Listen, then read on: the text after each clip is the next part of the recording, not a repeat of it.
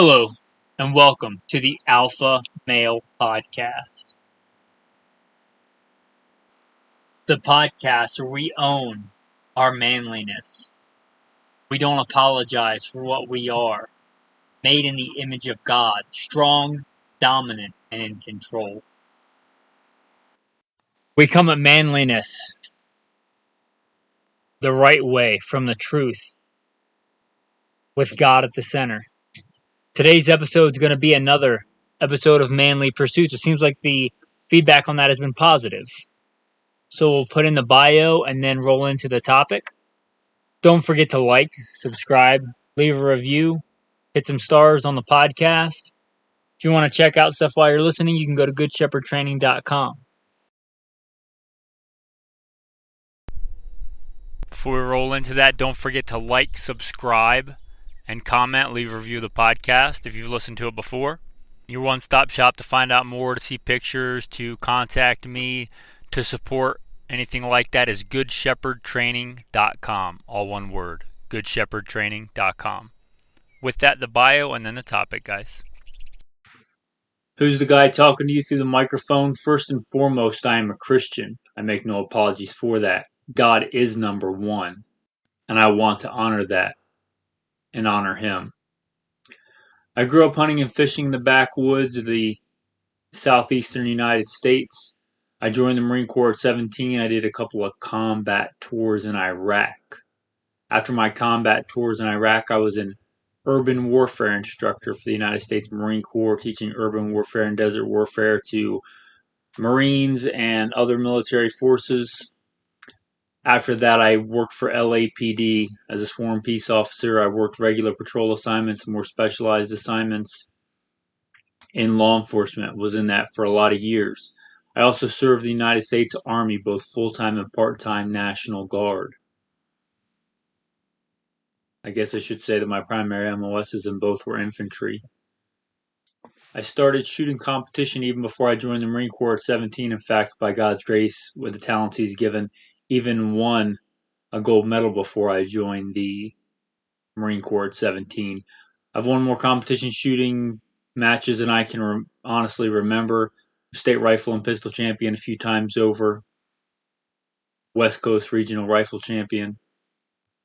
I've been a private contractor for a 3-letter government agency that I won't specify. I've also been blessed to be the commander of a tactical team in a large metropolitan area where our primary objective, our job, was to stop active shooters. And blessed be the Lord my rock, who trains my hands for war and fingers for battle. I've hunted all over this beautiful country, from mule deer on the west coast to whitetail on the east coast to gray squirrel on the east coast to prairie dogs on the west coast.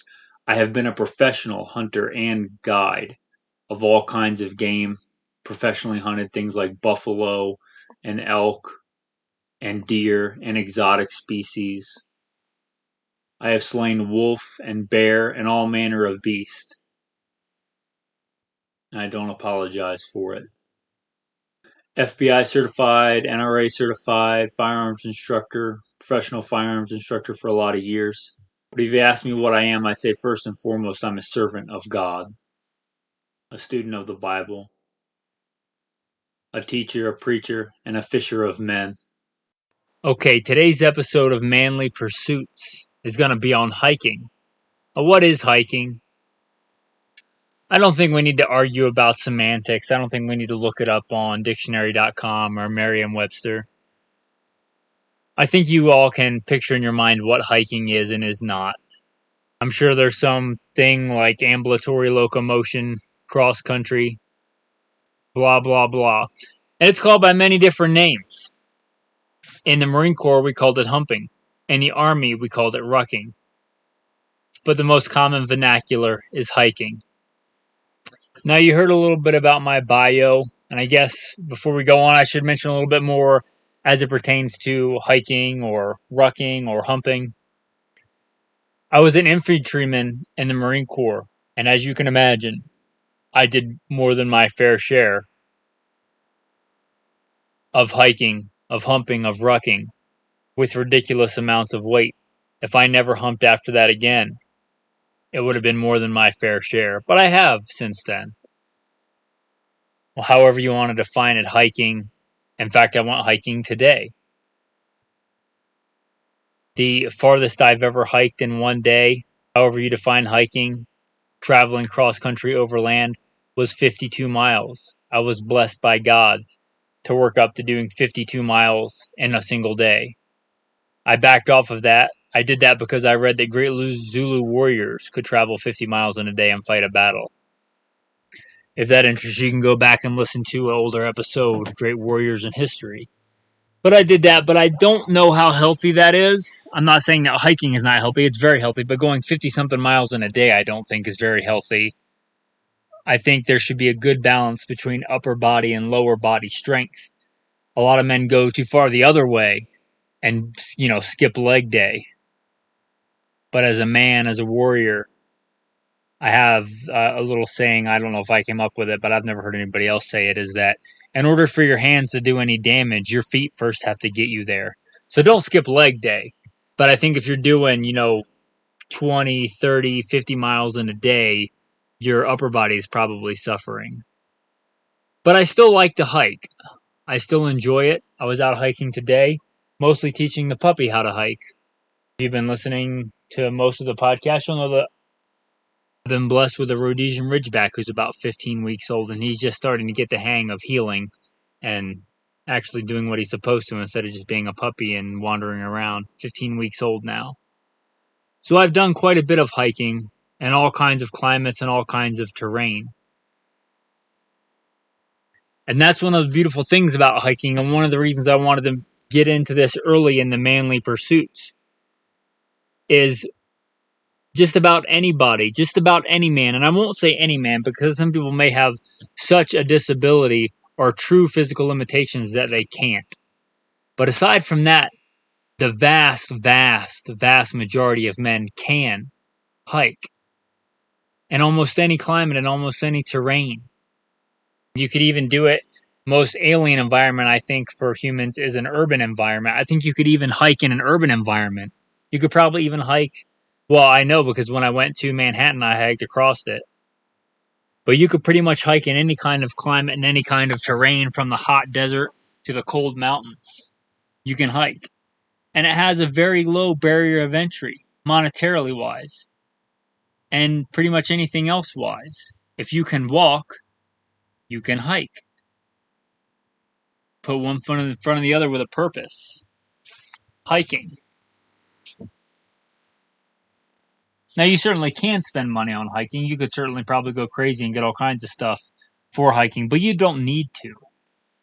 You can start with what you have. And it's accepted in almost every culture. I can't think of a culture that shuns hiking. A lot of times, like pursuits that I have, if you might have guessed in my bio surmise that I've been a professional gunfighter most of my adult life. Guns are very much part of my day-to-day. It would seem weird to me to not have a gun on my side. But in many cultures, in many places around the world, they can't do that. And I know that I have people that listen from other places. Perhaps they can't have a gun and carry a gun. Like I had a gun on me when I was hiking today. But I know that a lot of men can't do that. Some men may not even be able to get into archery for whatever reason, whatever cultural, whatever. But hiking is something I think almost any culture, any man, like I said, with few exceptions, can do. So if you've been listening to Manly Pursuits and none of them have pertained to you, perhaps this is the one, because this probably has the lowest barrier of entry to any of the things that we'll talk about in Manly Pursuits. Perhaps you're not going to go out and slaughter a beast and butcher it. Perhaps you have no desire to get into archery. But I think that you should seriously consider hiking if it's not part of your life. And I'll give some reasons for that, other than the ones we've already talked about. Health. And I'm not going to start with where you may think. I think it's healthy for the spirit, for the soul, for the mind, and for the body, in that order. As your spirit prospers, your body will prosper. if you listen for any amount of time, or even if you listen to the intro, the bio, I believe in God. I believe that we are spiritual beings that dwell in a tent called the body. I believe that hiking is good for the spirit. It's good. And as your spirit prospers, as your true being, your true man prospers, so also your body will prosper. It obviously has health benefits, but I think it also has more predominant benefits for just being out and enjoying God's creation. Psalm 19, the heavens declare the glory of God, and the firmament shows us his handiwork. It's good to enjoy God's creation and reflect on the magnitude and majesty of God, and to look around and see that every tree, every mountain, every rock, every tiny insect, every blade of grass, every sparrow that flies in the sky, God made it and God sustains it. Imagine just a small amount of beauty that you can behold with your eyes, and consider the entire beauty of the entire world and the entire galaxy and the entire universe, and try and comprehend the incomprehensible beauty of God and the power of God and the awesomeness of God, and stand in awe and healthy fear and respect of God. And you can get a little bite of that hiking. I think getting out of your cubicle world, and I've lived in that world, and I understand that some men live in that world to take care of their families, to work, to do whatever. But I don't think we were meant to sleep in a cube and drive to another cube in our metal cube and go get food from another cube and take it back to our original cube and sleep and repeat. I don't think we were made for a cube world. I think a more realistic, more natural world is one that you'll encounter while hiking. And I think that's healthy for the spirit, for the soul, for the mind.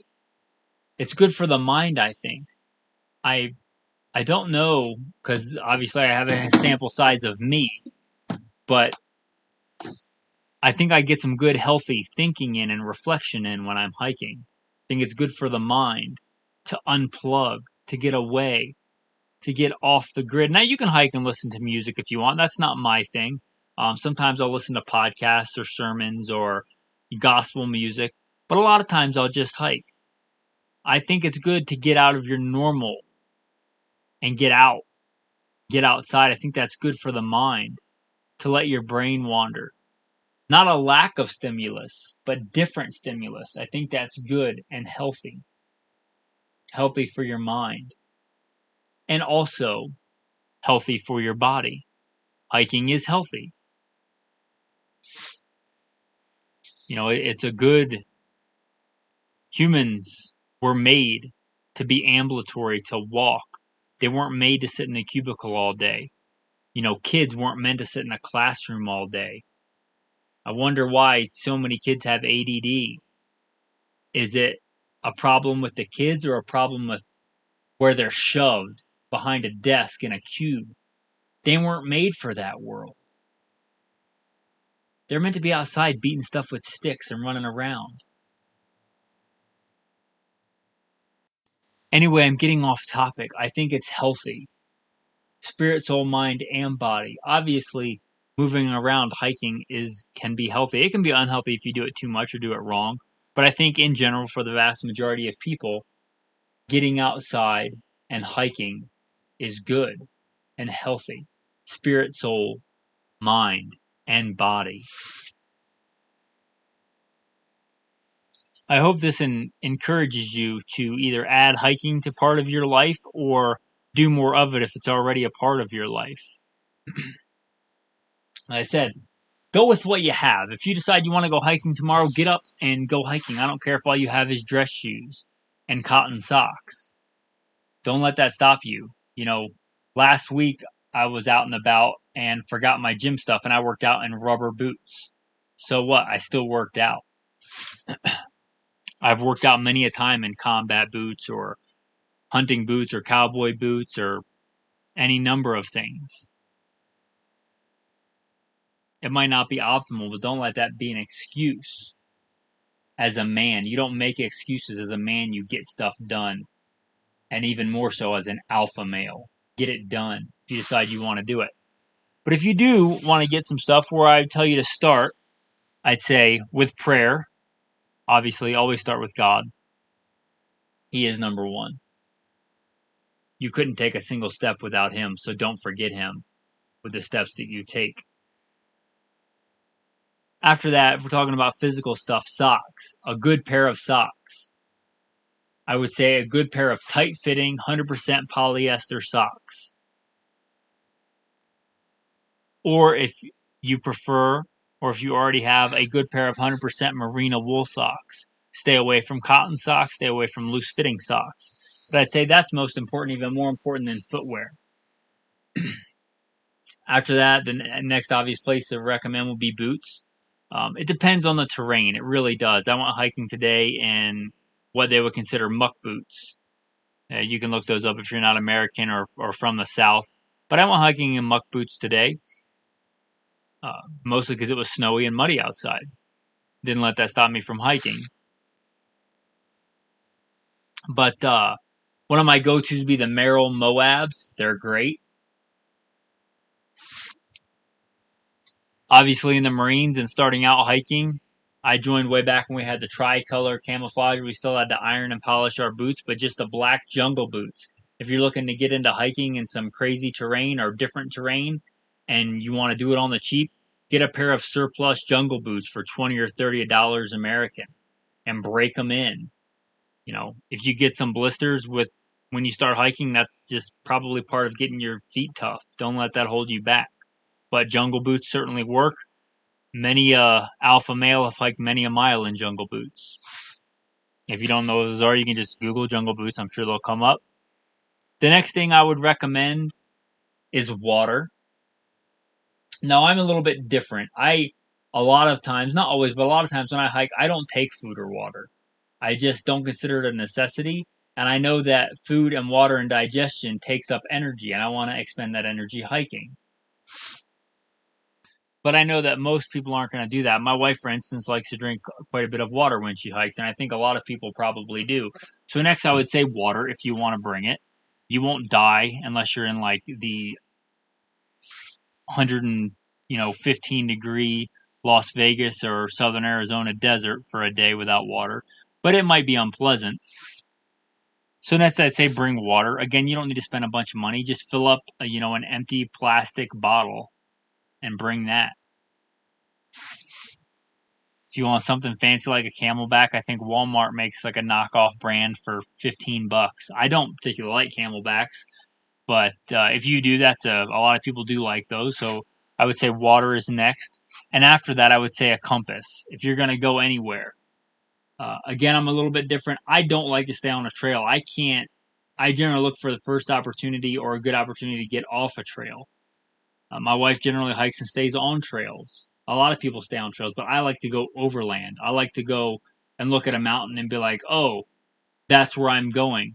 Or look at a map and say, there's a river down there. I'm going to find my own way to that river. I'm not going to follow whatever the main path is.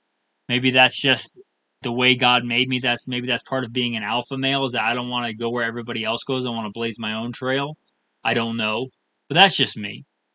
But I would say a good compass and understanding how to use a compass. You might think that with all my background and everything that I'm awesome at land navigation, and I know how to do it, but it doesn't come natural to me at all. I have been lost several times in the woods.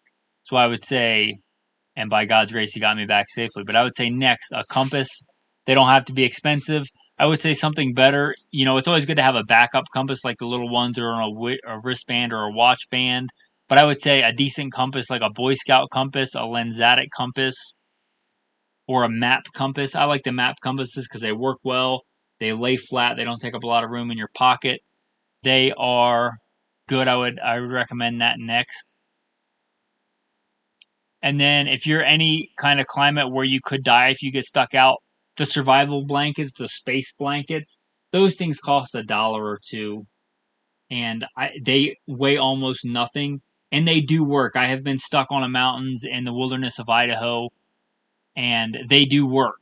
Um, you aren't going to be throwing a party inside of one, but they can keep you alive when you might not otherwise. Yeah, especially in a really cold climate. And don't think that it has to be super cold. If something happens and you're out and you get wet and it's 50 degrees, you could get hypothermia. I mean, that's a real thing. So a survival blanket, they're cheap. Again, they don't take up a lot of room. You can put them in your back pocket. And all that stuff that I mentioned, probably less than $10 American. And again, if you don't have that, just get out and hike anyway. Get the socks you have, find a water bottle out of the trash, fill it up, and get your butt moving. So, don't let the lack of things stop you from hiking. But something tells me if you're listening to this on some kind of smart device, a laptop, a phone, you could probably spare $10 and get that stuff if you want. A lot of people consider hiking rucking with a pack, and I've certainly done quite a bit of that. From my days as being a police officer and being the commander of a tactical team, I kind of like the war belt, which I've kind of adapted as a scout belt.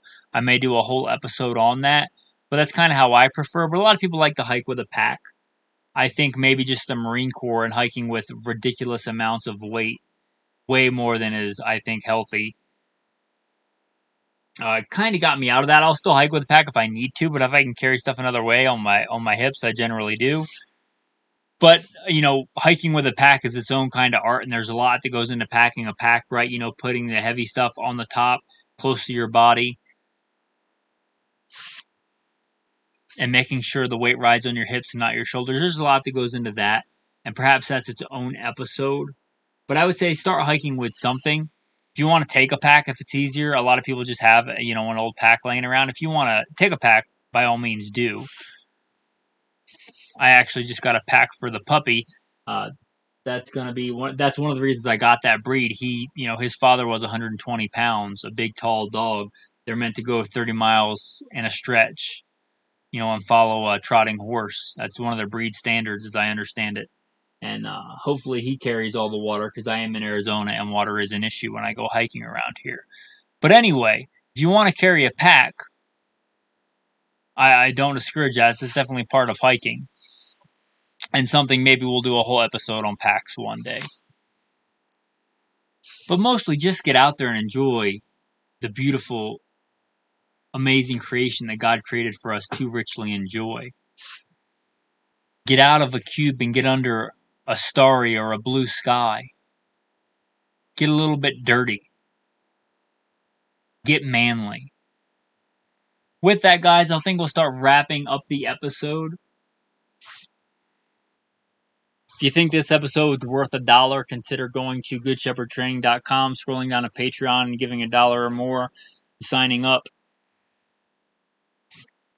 It is first and foremost by the grace of God and the talents that God's given me that these podcasts come out. But he also chooses to use people to support these podcasts. These podcasts are free for you to listen to, and that's great, and I like that. But they're not free to produce and put out. We have to pay, a provider to put these out on the internet. So if you want to help support the tribe you're now a part of, you can go to goodshepherdtraining.com and scroll down to Patreon. And if you can't or don't want to, that's fine. My God supplies all my needs. If you have it in your heart to give, give. And if not, don't. And don't feel guilty about it. If you want to support in other ways, don't forget to like, subscribe, comment. You can leave a couple stars if that's how you do it on whatever app you're on.